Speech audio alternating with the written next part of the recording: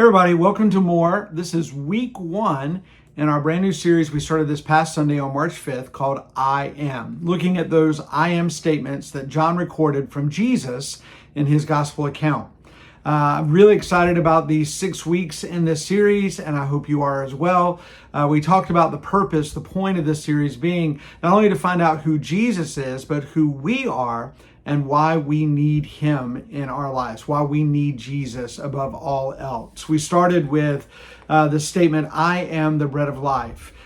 He talked about it first earlier in the Gospel of John chapter 6, and then later in John chapter 6, verse 48, he succinctly just said, I am the bread of life.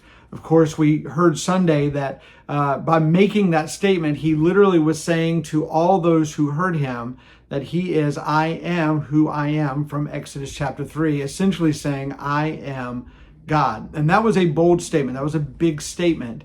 And we talked about throughout the course of that down to one really takeaway that makes all the difference, and that is recognizing that Jesus satisfies. Jesus alone, only Jesus can satisfy.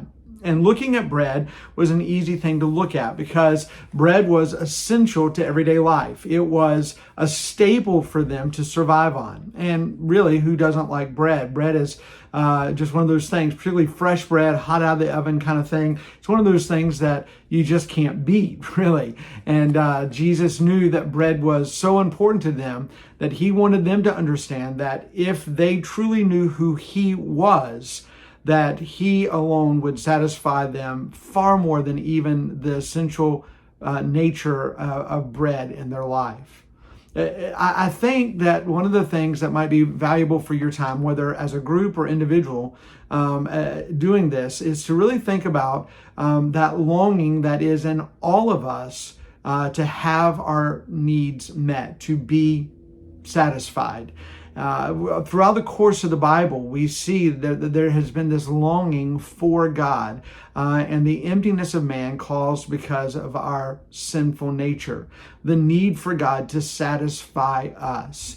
I love a passage from the book of Psalms, Psalm 42, that most people equate to David, but David did not write the psalm. It was one of the sons of Korah who wrote this. But it's such a familiar passage for many people, and it really is the encapsulating of that idea of the longing that is by nature in all of us for something else, and that something else to be found out is, of course, God. Let me read it for you. Psalm 42. We'll start in verse 1. We're not going to read the entirety of the psalm. It's only 11 verses, but I think the beginning part of it really gets our conversation and the questions that will follow to really the heart of the matter of what Jesus said when he said in John chapter 6, I am the bread of life. What are you longing for?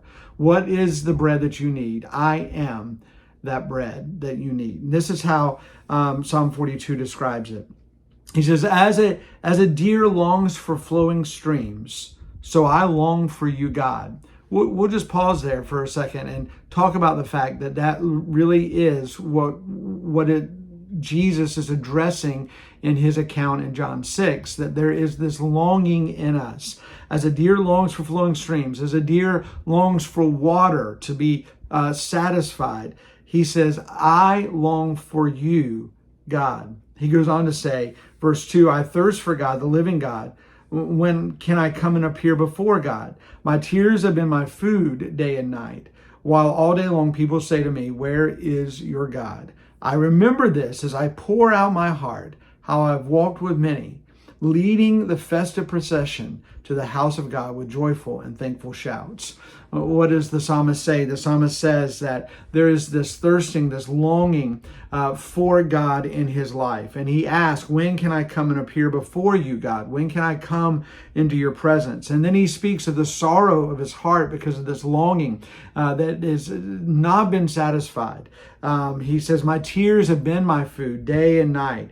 And people even say to me, where is your God? Why are these things happening? What is going on in your life? What is God doing? And then he says, I remember this as I pour out my heart, how I walked with many, leading the festive procession to the house of God with joyful and thankful shouts. He knew that being in the presence of God is what brought joy and thanksgiving to him. I think that this is such an important conversation that we're going to be having throughout the course of this series.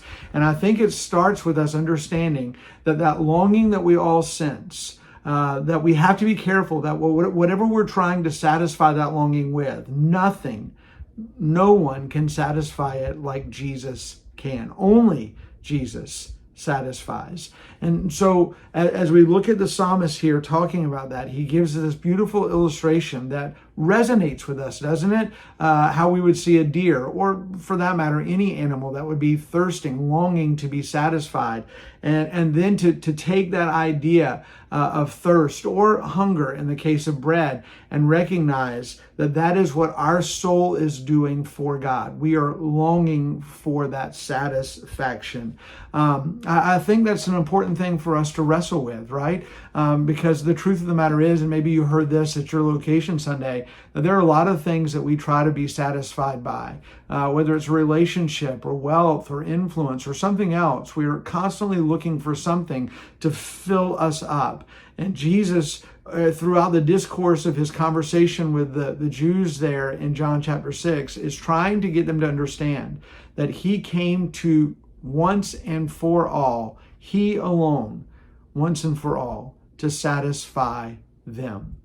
So take some time in the questions. I hope it'll be a profitable time for you, again, whether that's as a group or an individual, to really address that longing that we all sense, to hear the words of the psalmist, to understand that longing was satisfied in the person of Jesus, and then figure out whether or not you have received that bread of life into your life, and whether or not you are finding satisfaction in Jesus as he promised. Can't wait to see you next week as we continue this conversation in this series called I Am. So have a great week, and we'll see you here at More